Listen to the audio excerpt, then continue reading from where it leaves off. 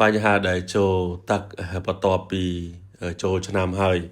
ថ្ងៃទី18បងប្អូននៅតែបន្តលេងបាទតកតនឹងការងារជួសជុលអតិជននៅតែបន្តបុកមក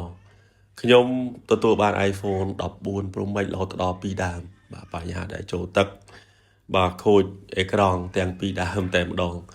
ហើយមួយដើមទៀតហ្នឹងគឺបាទក៏ខូចថ្មអតិជនផ្លាស់ប្ដូរប្រភេទថ្មស៊ីនឡឹមប៉ែហើយតកតងនឹងបញ្ហាចូលទឹកដដែលបាទចូលទឹកឆ្លងបញ្ហាខូចលើផ្នែកម៉ាស៊ីនអត់សេវា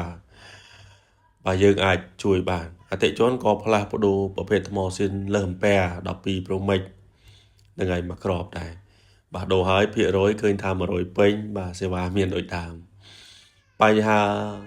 លើផ្នែកអេក្រង់បាទខ្ញុំទទួលបាន Samsung Note 20 Ultra បាទយើងផ្លាស់ប្ដូរអេក្រង់copy OLED ជាប់ទូហើយនឹងដូរកញ្ចក់ខ្នងបាទនេះក៏បញ្ហាដែលខូចទៅលើអេក្រង់ដែរបាទ Samsung Note 10 Plus បាទបញ្ហាអេក្រង់ហើយអតិជនក៏ផ្លាស់ប្ដូរកញ្ចក់ខ្នងដូចក្នុងរូបឆឹងបងប្អូនបាទនេះក៏បញ្ហា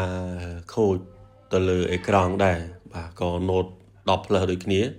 ប៉ុន្តែបាក់ស្នាប់លើម៉ាស៊ីនខូចថ្មហើយនឹងបែកខ្នងបាទនេះយើងធ្វើការតេស្តផ្លាស់ប្ដូរតើតើនឹងការជួសជុលលើ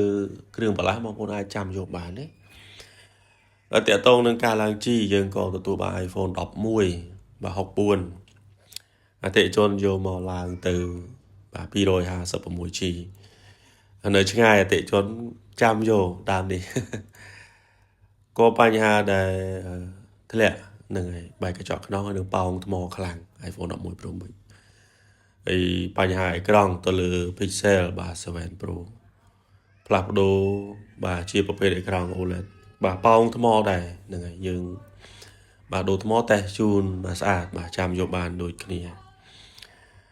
ហើយ12 Pro Max បាទតាមនេះយើងធ្ងន់បងប្អូនសល់តែម៉ាស៊ីនហើយនឹងសណ្ដុំសាកផ្នែកខាងក្រោមអាចជួយបានហ្នឹងហើយសម្រាប់វ៉ាន់ខេតបាទយើងក៏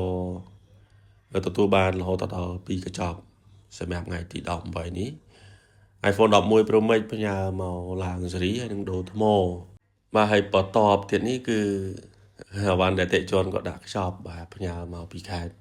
អាវ៉ាន់នេះដូចជាមកពីខាងសៀមរាបលបងក៏ដាក់ផ្ញើមកផ្លាស់ប្ដូរអេក្រង់បាទ Samsung S9